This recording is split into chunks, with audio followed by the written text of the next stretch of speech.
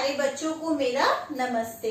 मैं श्रीमती नेहा अग्रवाल राजकीय high school गंगरवा Agra से विज्ञान की अध्यापिका आप सभी को कक्षा 9वीं का जीव विज्ञान विषय का अध्याय जीवों में विविधता पढ़ाने जा रही हूँ। ये आपकी एनसीईआरटी में अध्याय 7 है। इस पाठ को हम 2 भाग में पढ़ेंगे। तो आज हम प्रथम भाग में किन मुख्य शिक्षण बिंदुओं पर चर्चा करेंगे उसको हम देख लेते हैं। जैसा कि नाम है जीवों में विविधता, हम सभी जानते हैं कि हम बचपन से पढ़ते आ रहे हैं सजीव और निर्जीव। तो इसमें हम जिस वर्ग की चर्चा करेंगे वो सिर्फ हमारे होंगे सजीव, जिसमें यानी कि जीवन है। हम जानते हैं सजीव में कौन आते हैं, पादप और हमारे जंतु। तो उसी क्रम में आज हम सबसे पहले बात करेंगे वर्गीकरण, जिसमें हम समझेंगे वर्गीकरण क्या है और क्या इसका महत्व है। उसके बाद हम बात करेंगे जीव जातियों का नामकरण, कि जो हमारे जीव हैं उनका किस आधार पर किन पॉइंट्स को ध्यान में रखकर उनका नामकरण किया जाता है। उसके बाद हम बात करेंगे 5 जगत वर्गीकरण, जिसमें हम पढ़ेंगे इस वर्गीकरण को किसने दिया और वो कौन से 5 जगत हैं और उनके एक एक कर हम उदाहरण पढ़ेंगे। और एंड में हम अपना आज पढ़ेंगे पादप जगत, जिसका हम डिटेल में बिल्कुल वर्गीकरण के साथ उसको सउदाहरण समझेंगे। तो आइए अध्याय का ये भाग प्रारंभ करते हैं। जैसा कि हमारे पाठ का नाम है जीवों में विविधता। ये विविधता क्या होता है? विविधता यानी कि वैरायटी, और जीवों में विविधता यानी कि पृथ्वी पर जो जैव जगत है, जो जंतु और पादप है, उनके जीवों की जो संख्या में विविधता है, जो वैरायटी है, जो बहुत अधिक संख्या है, वो ही आपकी क्या कहलाती है? जैव विविधता। पृथ्वी के विभिन्न आवासों में तरह तरह के पादप व जंतु जातियों की उपस्थिति को जैव विविधता कहते हैं। आपने भी देखा होगा कुछ जीव बहुत सूक्ष्म हैं, कुछ छोटे हैं तो कुछ बहुत बड़े हैं। अगर हम पादप की भी बात करें तो किसी पादप पर फल व फूल आते हैं और किसी पादप पर नहीं आते हैं। तो ये चैप्टर बहुत इंटरेस्टिंग होने वाला है, क्योंकि हम एक मोटे तौर पे कह लेते हैं छिपकली, कुत्ता, बिल्ली, आपका बिच्छू, आपका सर्प कह सकते हैं, मछली कह सकते हैं, इन सबको हम मोटे तौर पे कह लेते हैं क्या कि ये सब क्या है? जंतु। लेकिन इन सब में क्या है? कुछ समानताओं के साथ साथ असमानताएं भी हैं। तो उन्हीं का अध्ययन हम इस पाठ में करने वाले हैं, और उस समूह को हमने क्या नाम दिया है उसकी भी बात हम इस पाठ में करेंगे। तो अब हम बात करते हैं वर्गीकरण। जैसा कि बहुत सारे जीव हैं उपस्थित इस पृथ्वी पर, अब प्रत्येक जीव की स्टडी करना, अध्ययन करना क्या है? बहुत ज्यादा कठिन। लेकिन अगर मैं उसको एक समूह में बांट लूं कि जिनमें कुछ असमानताएं हैं उनको एक समूह में रख लूं, जिनमें कुछ अलग समानताएं हैं उन सबको मैं एक समूह में रख लूं, तो इसी को हम क्या कहते हैं? वर्गीकरण। जिससे कि हमारी जो स्टडी होती है वो क्या हो जाएगी? इजी हो जाएगी। अगर मैं उस समूह का कोई एक जीव के बारे में उसका अध्ययन कर लूं तो मुझे एक मोटे तौर पर एक अंदाजा हो जाएगा कि इसमें उपस्थित सभी जीवों में ये जो है उस प्रकार की समानताएं मिलेंगी। जैसे कि मैं कह दूं पक्षी वर्ग, अगर पक्षी वर्ग की बात करें तो हमें पता, एक नाम सुनते ही पता चल जाएगा कि यहाँ जितने भी जीव आएंगे वो जरूर क्या? उड़ते होंगे आकाश में। तो वही क्या है? ये वर्गीकरण। सभी ज्ञात जीवों को उनकी समानताओं यानी कि उनमें जो समानताएं हैं उसके आधार पर एवं विभिन्नताओं जो उनमें डिफरेंसेस हैं उनके आधार पर पृथक पृथक समूहों में रखने तथा इन विविध समूहों का नामकरण करने को ही वर्गीकरण कहते हैं। आप ऐसे समझ सकते हैं जैसे कि आप एक लाइब्रेरी में गए, अब जहाँ इंग्लिश का कलेक्शन है तो आपको पता चल जाएगा कि इस वाली शेल्फ में मुझे सिर्फ और सिर्फ इंग्लिश से संबंधित पुस्तक ही मिलेंगी, और अगर कहीं पे साइंस का कॉलम बना हुआ है, साइंस की अलमीरा है, तो आपको समझ आ जाएगा कि यहाँ मैं किसी भी बुक को उठा लूं उसमें मुझे विज्ञान से संबंधित ही पुस्तक मिलेगी, उसमें मैं केवल विज्ञान का ही अध्ययन कर पाऊंगा। अब नेक्स्ट है हमारा वर्गीकरण का महत्व। तो सबसे पहला महत्व क्या हो गया, इससे जो हमारा अध्ययन होगा क्या हो जाएगा, सरल हो जाएगा। हमें पूरे समूह को पढ़ने की जरूरत नहीं है, सिर्फ समूह के किसी एक जीव की स्टडी हम कर लें तो बाकी के जीवों की अपने आप हम समझ लेंगे। तो वही है वर्गीकरण, जीवों की विविधता के अध्ययन को सरल बनाता है। दूसरा पॉइंट है वर्गीकरण भिन्न भिन्न जीवों के मध्य आपसी संबंधों के अध्ययन में भी सहायता करता है, क्योंकि ये जो वर्गीकरण है ना, ये जीवों का जो विकास है उससे संबंधित है। क्योंकि विकास में क्या होता है कि जो जीवधारी है निम्न स्तर का, उसका जो सरल संरचना है उससे वो उठता हुआ एक क्रमिक परिवर्तन से क्या हो गया है, वो जटिल। और यही आधार हमारा किसका है, वर्गीकरण का, यानी कि सरलतम से जटिलता की तरफ जाना। तो यही इसका महत्व है। वर्गीकरण के स्तर, जैव वर्गीकरण की किसी भी पद्धति में जीवधारियों को अनेक समूहों तथा उप समूहों में रखा जाता है। इन समूहों को हम कह सकते हैं स्तर, कह सकते हैं श्रेणी या वर्ग भी कह सकते हैं। ये जो स्तर है ये अपने पदों के अनुक्रम में बहुत ही ज्यादा मतलब श्रेणीबद्ध तरीके से क्या होते हैं, व्यवस्थित होते हैं। और इसी वर्गीकरण की व्यवस्था को हम कहते हैं पदानुक्रमी वर्गीकरण। इसमें सबसे पहला हमारा आता है जगत, फिर संघ, उसके बाद उपसंघ, और जैसे जैसे नीचे आएंगे वर्ग, गण, कुल, वंश, और आखिरी में आता है जाति, जिसे हम कहते हैं स्पीशीज। यहाँ पे ध्यान रखने वाली बात ये है कि जैसे जैसे हम नीचे आते जाएंगे उसमें उस स्तर में जीवधारियों की जो सम्मिलित संख्या होगी वो तो कम होती जाएगी, लेकिन समानताएं बढ़ती जाएंगी। जैसे कि अगर मैं बात करूं जगत, तो इसमें जो सम्मिलित जीवधारी होंगे उनकी संख्या तो अत्यधिक होगी, लेकिन उनमें आपस में जो समानताएं होंगी वो बहुत ज्यादा कम। और जबकि जाति में क्या होंगी, सम्मिलित जीवधारियों की संख्या कम होगी, लेकिन जो समानताएं होंगी वो बहुत अधिक होंगी। यानी कि जाति के जो सदस्य होंगे एक किसी जाति के, उनमें जो बाहरी रूप से जो संरचना होगी वो भी समान होगी, मतलब, और वो आपस में क्या कर पाएंगे, जनन कर पाएंगे। इसीलिए हम जाति को कहते हैं वर्गीकरण की आधारभूत इकाई, या हम कह सकते हैं सबसे छोटी जो वर्गीकरण की इकाई है वो आपकी क्या है, यहाँ पर जाति। जैसे कि जगत, मैंने कहा पादप जगत या मैंने कहा जंतु जगत, तो वो तो बहुत बड़ा हो गया, लेकिन जैसे जैसे हम उनका क्लासिफिकेशन पढ़ते जाएंगे, वर्गीकरण नीचे की तरफ आएंगे, तो हमें वो अंडरस्टूड होता जाएगा कि वहां पर समानताएं क्या होती जाएंगी, बहुत ज्यादा होती जाएंगी। जीव जातियों का नामकरण द्विपद नाम पद्धति। जब भी परिवार में किसी नए सदस्य का जन्म होता है तो सबसे पहले कौन सी रस्म होती है, नामकरण की रस्म। ठीक उसी प्रकार से पृथ्वी पर हर जीव का एक स्पेशल नाम है, एक यूनिवर्सल नाम है, जिस नाम से वो पहचाना जाता है। यानी कि हम विश्व के किसी भी कोने में चले जाएं, वो उसका वही नाम रहेगा। तो एक नाम तो होता है लोकल नाम और एक होता है उसका यूनिवर्सल नाम। लोकल नाम क्या है, जैसे कि आपका घर का नाम कुछ अलग होता है, लेकिन जैसे ही आप स्कूल में जाते हैं तो आपका एक नाम होता है जो आपके आगे तक चलता है, आपकी 10th और 12th की मार्कशीट पर लिखा होता है, जिस नाम से आपको आगे चलकर क्या मिलती है, जॉब। लेकिन वो जो घर वाला नाम होता है, कई बार स्कूल में हमें उस नाम से कोई नहीं जानता, और वो जो मार्कशीट वाला यूनिवर्सल नाम है, ठीक उसी प्रकार से हमारे जो जीवधारियों का यूनिवर्सल नाम है उसका है, वो जो पद्धति है उसको हम कहते हैं द्विपद नाम पद्धति।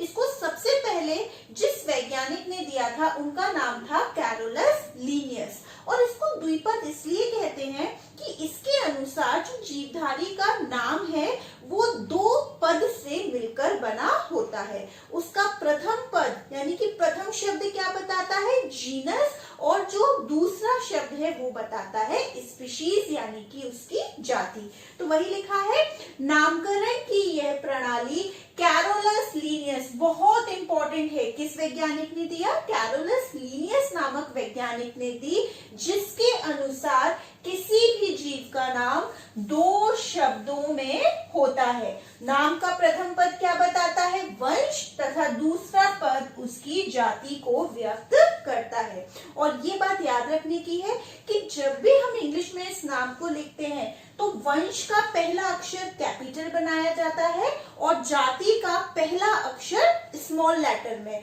और अगर उसके वैज्ञानिक का नाम लिखते हैं तो वो इटैलिक्स में लिखते हैं और उसको अंडरलाइन कर देते हैं। यहाँ पर अगर मैं कुछ उदाहरण की बात करूं तो मनुष्य, इसका वैज्ञानिक नाम क्या है? होमो सेपियंस। आप देख रहे होंगे होमो ये क्या बता रहा है? आपका वंश। ये क्या बता रहा है? वंश। और जो सेपियंस है ये क्या बता रहा है? आपका जाति। और देखिए वंश का पहला अक्षर कैसा है? कैपिटल, यानी एच यहाँ कैपिटल है, और जाति का पहला अक्षर यानी कि एस कैसा है? स्मॉल। अगर मैं कुछ और नाम की बात करूं तो मटर का नाम क्या है? मटर तो हम कहते हैं उसको, लेकिन उसका वैज्ञानिक नाम क्या है? Pisum sativum. मेढक की बात करें तो उसका वैज्ञानिक नाम क्या है? राना टिग्रिना। और बात करें बिल्ली का नाम क्या है? Felis domestica. यानी कि प्रत्येक जीव का उसका वैज्ञानिक नाम है। अब हम बात करते हैं कि ये जो वर्गीकरण किया जाता है उसका आधार क्या होता है? किस चीज को माइंड में रखकर वैज्ञानिक हमारे वर्गीकरण को कंटिन्यू करते हैं? सबसे पहला आधार होता है कोशिका की प्रकृति, यानी कि कोशिका प्रोकैरियोटिक है या फिर यूकैरियोटिक। आप सभी ने कोशिका जीवन की इकाई वाले पाठ में पढ़ा होगा कि प्रोकैरियोटिक और यूकैरियोटिक कोशिका क्या होती हैं। प्रोकैरियोटिक जिसमें कि केंद्रक जो है वो पूरी तरह विकसित नहीं है और जिसमें जो दोहरी झिल्ली वाले जो कोशिकांग हैं वो भी अनुपस्थित, और यूकैरियोटिक जहां एक वेल डिफाइंड केंद्रक यानी कि न्यूक्लियस प्रेजेंट है और कोशिकांग जैसे कि माइटोकॉन्ड्रिया, गोल्गी काय ये सब भी उपस्थित होते हैं। दूसरा हमारा आधार होता है कोशिका की रचना, यानी कि एक कोशिक है या बहुकोशिक। जीव एक कोशिका से बना हुआ है या अनेक कोशिकाओं से, क्योंकि हम जानते हैं बहुकोशिक जीव में जो श्रम विभाजन की क्षमता होती है वो उपस्थित होती है। और थर्ड हमारा जो आधार है वो है भोजन बनाने की क्षमता। हम जानते हैं कि भोजन बनाने की क्षमता के आधार पर जीव दो प्रकार के होते हैं, स्वपोषी व परपोषी। स्वपोषी जो अपना भोजन स्वयं बना लेते हैं क्योंकि उनके पास क्या है? पर्णहिम है, जिसकी सहायता से वो प्रकाश संश्लेषण की क्रिया करके भोजन बनाते हैं। और परपोषी जो अपना भोजन स्वयं नहीं बनाते, जो अपने भोजन के लिए किस पर निर्भर करते हैं? स्वपोषी जीव पर। क्यों? क्योंकि इनके पास क्या नहीं होता? पर्णहरिम नहीं होता। परपोषी को हम विषमपोषी के नाम से भी जानते हैं। अलग अलग वैज्ञानिकों ने इस जैव जगत का वर्गीकरण अपने हिसाब से किया। जैसे कि कार्लस लिनेयस ने जो जैव जगत है उसको दो भागों में विभाजित कर दिया, पादप और हमारा जंतु जगत। पादप जो स्वपोषी है और जंतु जो विषमपोषी है। पादप जिसमें की जो सेल वॉल है, कोशिका भित्ति वो पाई जाती है, और जो हमारा जंतु है उसमें कोशिका भित्ति नहीं पाई जाती। लेकिन ये जो क्लासिफिकेशन था, ये जो वर्गीकरण था, ये पूरी तरह ठीक नहीं था, क्योंकि जैसे कि अगर हम बात करें फंजाई, तो फंजाई में हमारी कोशिका भित्ति तो उपस्थित थी लेकिन क्लोरोफिल नहीं था, तो उसको जो पादप जगत के साथ रखा गया था वो कोई जस्टिफिकेशन नहीं था उसका। ठीक उसी तरह अगर हम एक और जीव यूग्लिना की बात करें तो उसमें क्लोरोफिल था, जिस वजह से उसमें स्वपोषण विधि हो पा रही थी, लेकिन उसके साथ साथ उसमें विषमपोषी जो पोषण होता है उसका जो मृतोपजीवी विधि थी वो भी पाई जा रही थी। तो ये कुछ उस वर्गीकरण की कमियां थी। लेकिन आज हम जिस वर्गीकरण को सबसे ठीक मानते हैं, जिसे फॉलो करते हैं, वो है हमारा 5 जगत वर्गीकरण। नाम से ही पता चल रहा है कि संपूर्ण जो जीवधारी है इस पृथ्वी पर उनको हमने कितने भागों में विभाजित कर दिया? 5 जगत में। और ये किसने दिया था? किस वैज्ञानिक ने? Whittaker, R.H. विटेकर। इन्होंने सन 1969 में समस्त जीवों को 5 जगतों में विभाजित किया, जो इस प्रकार है। सबसे पहले है मुनेरा, फिर उसके बाद प्रोटिस्टा, फिर फंजाई, फिर प्लांटी यानी कि हम पादप कह सकते हो, फिर एनिमेलिया यानी कि जंतु जगत। अगर हम मोनेरा की बात करें तो इसके जीव कैसे हैं, एक कोशिक यानी एक कोशिका के बने हुए, और कैसे हैं ये, प्रोकैरियोटिक, और इनकी पोषण विधि क्या है, या तो स्वपोषी भी हो सकते हैं ये, या फिर विषम पोषी भी। मैं बता चुकी हूँ वर्गीकरण का यही आधार था कि कोशिका की प्रकृति, कोशिका की संरचना और भोजन बनाने की क्षमता। और अगर हम इसके उदाहरण की बात करें तो जीवाणु, माइकोप्लाज्मा, नील हरित, शैवाल। दूसरा हमारा कौन सा जगत है, प्रोटिस्टा। अब हम जैसे जैसे बढ़ते जाएंगे जटिलता बढ़ती जाएगी, यानी कि जो यहाँ पर जो सरल जीव है वो थोड़ा उच्च स्तर के ऊपर जाता जाएगा। यहाँ भी कैसे हैं जीव, एक कोशिक, लेकिन ये प्रोकैरियोटिक थे, अब ये कैसे हो गए आपके यूकैरियोटिक। और यहाँ भी स्वपोषी और विषम पोषी दोनों पोषण की विधियां पाई जाती है। स्वपोषी क्योंकि इनके पास क्या है, पर्णहरिम, जिसकी सहायता से वो भोजन स्वयं बना पा रहे हैं। उदाहरण की अगर मैं बात करूं तो शैवाल, प्रोटोजोआ और डायटम। तीसरा हमारा जगत है फंजाई। ये कैसे हैं, बहुकोशिक। अभी तक कैसे थे दोनों, एक कोशिक। ये बहुकोशिक यानी कि एक से अनेक कोशिकाओं के बने हुए, यूकैरियोटिक और विषम पोषी। ये मृतोपजीवी भी होते हैं, कुछ परजीवी भी होते हैं। अगर उदाहरण की बात करें तो हमारा कवक, ईस्ट और मशरूम। चौथा हमारा है प्लांटी। ये कैसे हैं, बहुकोशिक है, यूकैरियोटिक, स्वपोषी है, पर्णहरिम यानी इनमें क्या है, उपस्थित है तभी भोजन बना पा रहे हैं, और इनमें कोशिका भित्ति भी उपस्थित होती है। उदाहरण की बात करें तो पौधे। पांचवा हमारा जगत है एनिमेलिया। कैसे है ये, बहुकोशिक है, यूकैरियोटिक, विषमपोषी। विषमपोषी क्योंकि अपने भोजन स्वयं नहीं बना पा रहे, इनके पास क्या नहीं है, पर्णहरिम, और यहाँ पर हमारी कोशिका भित्ति भी अनुपस्थित होती है। उदाहरण की बात करें तो क्या आएगा यहाँ पर हमारा जंतु। अब हम डिटेल में अपना जो प्लांटी है उसको पढ़ते हैं। अब हम 5 जगत वर्गीकरण के जो जगत है उसके उदाहरण को इस चित्र में देख लेते हैं। जैसे कि आप देख सकते हैं जो आपका जगत मोनेरा है उसमें क्या क्या आते हैं, आपके जितने भी बैक्टीरिया हैं, जीवाणु हैं, साइनोबैक्टीरिया हो गया आपका, माइकोप्लाज्मा हो गया, नील हरित शैवाल हो गया। प्रोटिस्टा की बात करें तो इसमें आपका आता है अमीबा हो गया, युग्लिना, पैरामीशियम, स्लाइम मोल्स, और जो आपके शैवाल हैं जिसे हम इंग्लिश में एल्गी कहते हैं वो भी आपके इसी जगत में आते हैं। अब हम बात करते हैं फंजाई की। अगर फंजाई की बात करें तो इसमें आप देख सकते हैं क्या है, ईस्ट, आपका अगैरिकस जिसे हम मशरूम भी कहते हैं, आपका मतलब कि कवक, फंजाई को हम कवक भी कहते हैं। अब हम देख लेते हैं अपना प्लांटी। इसमें छोटे पौधे से लेकर जो विशाल वृक्ष होते हैं वो सभी हमारे जगत प्लांटी में आते हैं। और एनिमेलिया में समस्त जंतु, जैसे कि यहाँ आप देख सकते हैं हाथी हो गया आपका, मछली हो गया आपका, कॉकरोच, जितने भी कीट हो गए, जो पक्षी वर्ग हो गया उड़ने वाला, वो सभी भी आपका एनिमेलिया जगत में आता है। अब हम हमारे जगत प्लांटी को बिल्कुल डिटेल में पढ़ने जा रहे हैं। पादप जगत हमारा 2 वर्गों में विभाजित है, क्रिप्टोगैम और फैनरोगैम। क्रिप्टोगैम यानी कि हिडन, छुपे हुए, इनके जो जनांग हैं वो कैसे हैं, अप्रत्यक्ष हैं, और ये कैसे हैं, बीज रहित व पुष्प रहित। इन पौधों पर न तो बीज होते हैं और ना ही पुष्प। उनकी तुलना में फैनरोगैम जिनके जननांग क्या होते हैं, पूर्ण विकसित, और ये बीज युक्त होते हैं, और कैसे होते हैं, ये पुष्प युक्त। अगर हम क्रिप्टोगैम की बात करें, ये फिर 3 सब डिविजन्स में डिवाइड है, थैलोफाइटा, ब्रायोफाइटा और टेरिडोफाइटा। थैलोफाइटा यानी यहाँ पर पौधे का जो शरीर है बिल्कुल थैले के समान उसकी आकृति है, उसमें किसी प्रकार का कोई भी विभेदीकरण नहीं है, ना उसमें वास्तविक जड़ है, ना ही तना है और ना ही पत्ती। तो वही लिखा है, शारीरिक संरचना में विभेदीकरण नहीं, यानी कि वास्तविक तना, जड़ व पत्तियां अनुपस्थित। इनको हम सामान्यतः क्या कहते हैं, शैवाल, एल्गी। अगर हम उदाहरण की बात करें तो यूलोथ्रिक्स, स्पाइरोगायरा और अल्बा। सेकेंड है हमारा ब्रायोफाइटा। सबसे पहले जो सरल स्थलीय पौधे हैं वो कौन है, हमारे ब्रायोफाइटा।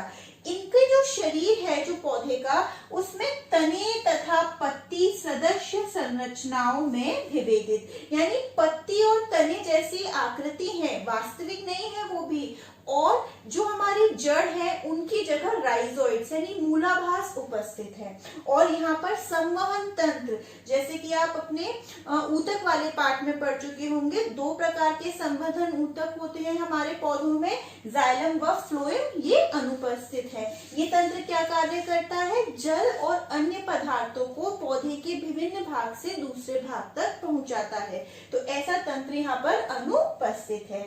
और इनको हम क्या कहते हैं? पादप जगत के उभयचर। Very very important. और क्यों कहते हैं? क्योंकि इनके निषेचन की क्रिया के लिए जल की अत्यधिक आवश्यकता होती है। अगर हम ब्रायोफाइटा के उदाहरण की बात करें तो मॉस और मार्केंशिया। हमारा नेक्स्ट है टेरिडोफाइटा। ये इनमें पौधों का शरीर पूरा मतलब विभेदीकरण स्पष्ट है, जड़ है, तना है व पत्ती है। और जो संवहन तंत्र यहाँ अनुपस्थित था, सबसे पहले कहा जाकर मिला था? टेरिडोफाइटा, यानी कि संवहन तंत्र उपस्थित। अगर हम उदाहरण की बात करें तो फर्न और मार्सिलिया। तो डिफरेंस क्लियर है? यहाँ पर वास्तविक जड़, तने, पत्ती ऐसा कुछ भी नहीं है। यहाँ पत्ती और तने जैसी संरचना है लेकिन जड़ नहीं है, उसकी जगह पर राइजोइड्स हैं। और यहाँ पर हमारा क्या है? संवहन तंत्र सबसे पहले मिला। और जो शरीर है पादप का वो तीनों भाग में विभाजित है, जड़, तना तथा पत्ती। अब हम बात करते हैं फेनरोगैम की। फेनरोगैम, जैसा कि हम जानते हैं फेनरोगैम कैसे पौधे हैं? हमारे पुष्पयुक्त और बीजयुक्त। अब बीज की अवस्था के आधार पर फेनरोगैम हमारे दो भाग में विभाजित है। सबसे पहला जिम्नोस्पर्म और दूसरा एंजियोस्पर्म।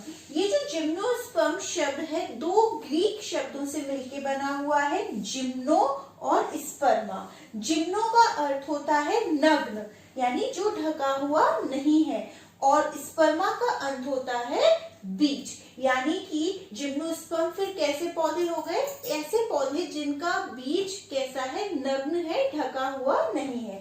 तो नग्न बीज उत्पन्न करने वाले पौधे हमारे क्या कहलाते हैं? जिम्नोस्पर्म। दूसरा एंजियोस्पर्म। एंजियोस्पर्म भी दो ग्रीक शब्दों से मिलकर बना हुआ है, एंजियो और स्पर्मा। एंजियो का अर्थ है ढका हुआ और स्पर्मा का अर्थ यानी कि बीज। तो यहाँ पर जो बीज है वो हमारे फल से ढका हुआ है, या हम कह सकते हैं फल के अंदर बीज है। तो फल के अंदर बीज उत्पन्न करने वाले पौधों को हम क्या कहते हैं? एंजियोस्पर्म। अगर मैं यहाँ पर एक और अंतर की बात करूं तो जो वो हमारा संवहन तंत्र होता है उसमें जिम्नोस्पर्म में सहचर कोशिकाएं और वाहिकाएं अनुपस्थित होती हैं, जबकि एंजियोस्पर्म में सहचर कोशिका और वाहिकाएं क्या होती हैं? उपस्थित। उदाहरण की बात करें तो जिम्नोस्पर्म का उदाहरण है पाइनस और साइकस। और एंजियोस्पर्म जितना भी आप देखते हैं अपने आसपास बड़े बड़े पेड़, सरसों हो गया, मटर, मक्का और सूर्यमुखी। अब हम सभी जानते हैं कि बीज का विकास कहाँ होता है? अंडाशय के अंदर, जो बाद में चल के फल बन जाता है। जो बीज हैं उनमें क्या होते हैं? हमारे बीज पत्र, जो अंकुरण के बाद हरे हो जाते हैं। इन्हीं बीज पत्रों की संख्या के आधार पर एंजियोस्पर्म हमारे कितने प्रकार के हैं? दो, एक बीज पत्री और दुई बीज पत्री। नाम से पता चल रहा है जहाँ एक बीज पत्र होगा वो क्या होंगे? एक बीज पत्री, और जहाँ दो बीज पत्र होंगे वो कहलाएंगे दुई बीज पत्री। दूसरे अंतर की बात करें तो एक बीज पत्री का जो तना होता है वो कैसा है? शाखाहीन, यानी कि उसमें शाखा नहीं है। और दुई बीज पत्री में तना कैसा है? शाखा युक्त। एक और अंतर, यहाँ पर एक बीज पत्री में जो शिरा विन्यास होगा पत्ती का वो कैसा होगा? जालिकाबद्ध, बिल्कुल ऐसे, इस तरीके से एक तरीके से जाल बना होगा। और द्विबीज पत्री में जो शिरा विन्यास होगा वो कैसा होगा? समांतर, यानी कि बिल्कुल ऐसे समांतर। उदाहरण की बात करें तो एक बीज पत्री में मक्का और चना, और द्विबीज पत्री में हमारा उदाहरण है आम और सरसों। यहाँ हमारा पादप जगत कंप्लीट हो गया है। प्लांटी जगत के खत्म होने पर अब हम इसके उदाहरणों को जरा चित्र के माध्यम से देख लेते हैं। तो सबसे पहला हमारा कौन सा इसका उपवर्ग था, हमारा थैलोफाइटा, जिसमें क्या था, ना ही पत्ती, जड़ और तने का कोई भी वेदीकरण नहीं था। तो इसमें हम उदाहरण जैसा कि पढ़ चुके हैं, आपका कौन कौन सा हो गया, आपका यूलोथ्रिक्स हो गया, क्लैडोफोरा हो गया, आपका अल्वा हो गया, स्पाइरोगायरा और कारा। अगर हम ब्रायोफाइटा के उदाहरण की बात करें तो हम देख सकते हैं कौन सा है हमारा, रिक्शिया, मार्केंशिया और फ्यूनेरिया। फ्यूनेरिया को हम मॉस भी कहते हैं। ये जो आप मार्केंशिया में ये जो डार्क कलर की संरचना देख रहे हैं, इसे हम कहते हैं गैमा कप्स। ये जो हमारे ब्रायोफाइटा होते हैं, ये हमारे नम और जो हमारे छायादार स्थान होता है वहीं पर ये उगते हैं या ग्रो करते हैं। साथ ही कुछ ब्रायोफाइटा हमारे तरीके से हम कह सकते हैं दलदल में भी हम निवास करते हैं। टेरिडोफाइटा के उदाहरण की बात करें तो इसका उदाहरण क्या है, हमारा मार्सिलिया और हमारा फर्न। यहाँ पर क्या लक्षण था विशेष, कि यहाँ पर संवहन ऊतक जाइलम और फ्लोएम हमें सबसे पहले यही मिला था, और जो पौधे का विभेदीकरण था यानी कि जड़, पत्ती, तना, वो सबसे पहले यहाँ पर मतलब पूर्ण रूप से हमारा विकसित था। और तो और ये हमारे क्या होते एक तरीके से, जो हम कहीं घूमने जाते हैं, जो अंदर होटल्स में, जो रेस्टोरेंट्स में अंदर पौधे लगे रहते हैं, वो हमारे सारे टेरिडोफाइटा के अंदर ही आते हैं। इसलिए यहाँ पर हम इन पौधों को ऑर्नामेंटल प्लांट्स भी कहते हैं। जिम्नोस्पर्म का उदाहरण देखें तो क्या है हमारा, पाइनस और साइकस। यहाँ पर क्या होते हैं कि जो हमारे बीज होते हैं वो नग्न होते हैं। जिम्नोस्पर्म का दूसरा नाम हमारा अनावृत बीजी भी होता है। और अगर मैं एंजियोस्पर्म के उदाहरण की बात करूं तो आप अपने आसपास जितने भी पुष्पी पौधे देखते हैं, जो विशाल वृक्ष देखते हैं, आपके फूलों के वाले जो पौधे हो गए, वो सभी आपके किसमें आते हैं, हमारे एंजियोस्पर्म, जिसे हम और क्या कहते हैं, आवृत बीजी। यहाँ पर हमने हमारा प्लांटी जो जगत है वो पूरी तरह फिनिश कर लिया है। तो एंड में अब हम इस भाग से संबंधित गृह कार्य देख लेते हैं। अध्याय के इस भाग की समाप्ति पर एंड में आपको इन प्रश्नों का उत्तर हल करना है। सबसे पहला प्रश्न है, हम जीवधारियों का वर्गीकरण क्यों करते हैं। दूसरा प्रश्न है, किस संघ के पौधे उभयचर कहलाते हैं। तीसरा, थैलोफाइटा उपजगत का मुख्य लक्षण लिखें। और आखिरी प्रश्न है, जीवों के 5 जगत में वर्गीकरण के आधार की व्याख्या कीजिए। अब हम हमारा जो एक जगत बचा हुआ है, एनिमेलिया जगत यानी कि जंतु जगत, उसे हम दूसरे भाग में पढ़ेंगे।